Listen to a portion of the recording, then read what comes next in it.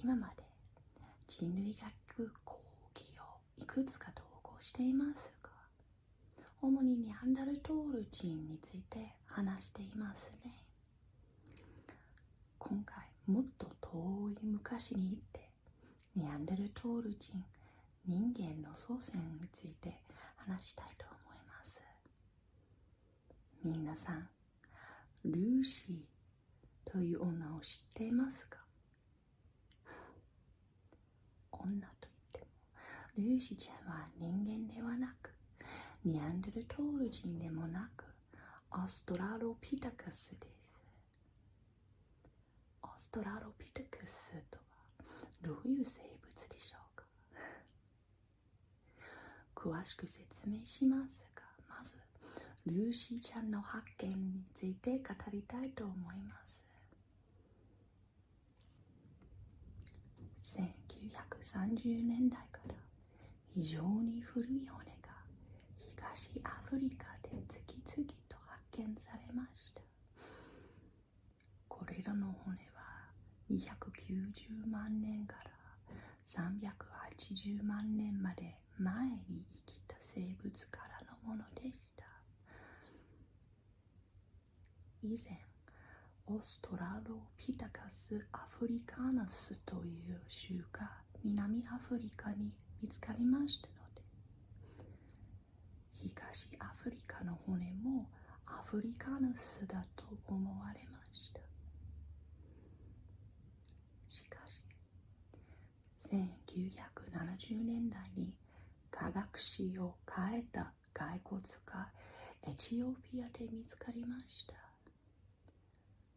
その時まで見つかったアフリカヌスの骸骨より完成度が高かったんです。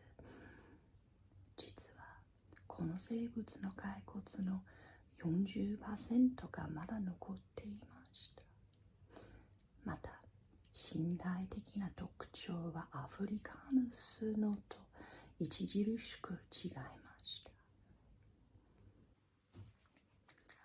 この骸骨はメリー・リキ博士という人類学専門家により発見され、ルーシーと名付けられました。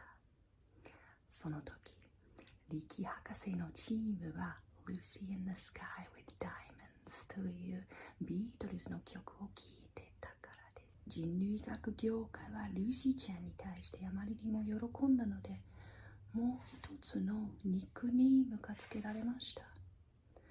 このニックネームはリンキネシです。エチオピアの言語であなたは素晴らしいという意味です。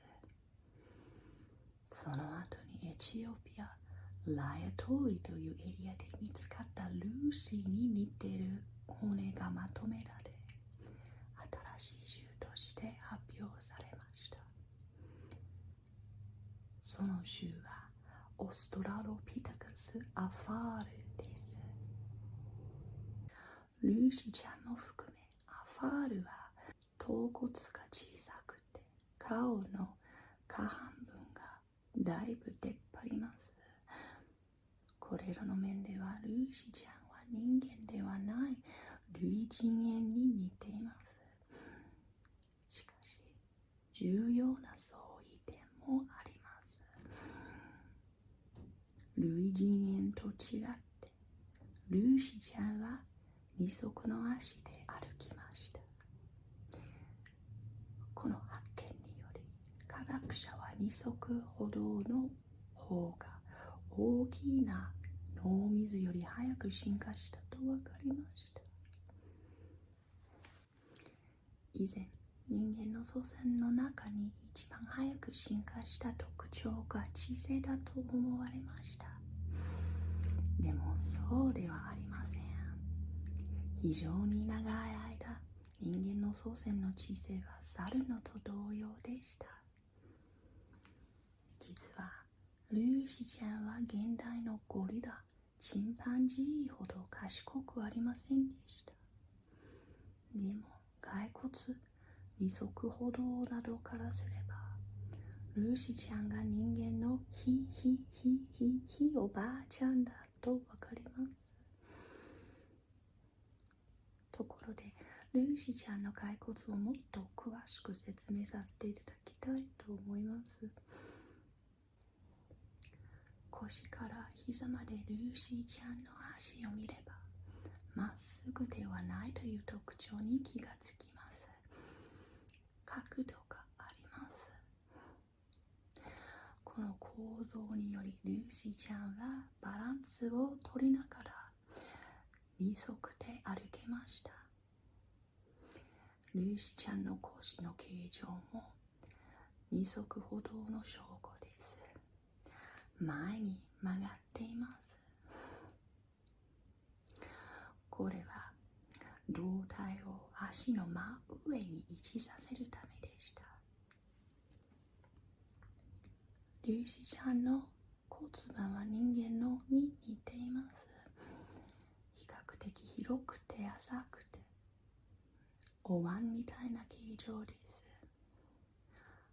この特徴は二足歩道を制御する筋肉が骨盤に接続できるためです。ルーシーちゃんの腕は比較的短いです。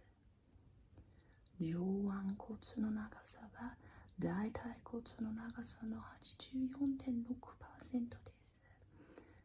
チンパンジーの場合、この割合は 97.8% です。チンパンジーは腕を使って歩きますからね。でもルーシーちゃんは腕を歩くことに使えませんでしたので、短くなりました。ルーシーちゃんの肋骨は類人猿の肋骨に近いです。形はバレルではなく円錐です。この特徴からすれば、ルーシーちゃんが主に植物を食べたと分かっています。肉に比べて植物はカロリーが少ないので、草食動物は大量を食べなければなりません。なのでもっと大きな胃腸が必要となります。その大きな胃腸は広いスペースをいりますので、円錐のような形が一番適切です。ルーシーちゃんの身長は106センチで、体重は27キログラムでした。ルーシーちゃんの年齢についてはおそらく大人でした。人間の寿命よりアウストラロピタカスの寿命の方が短いので、ルーシーちゃんは12歳から18歳までだったと思われています。ルーシーちゃんの死因はまだ不明です。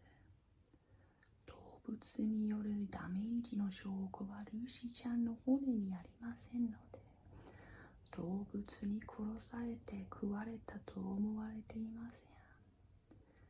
脊椎に若干ダメージがありますが、それは怪我だったのか変性疾患だったのか誰もわかりません。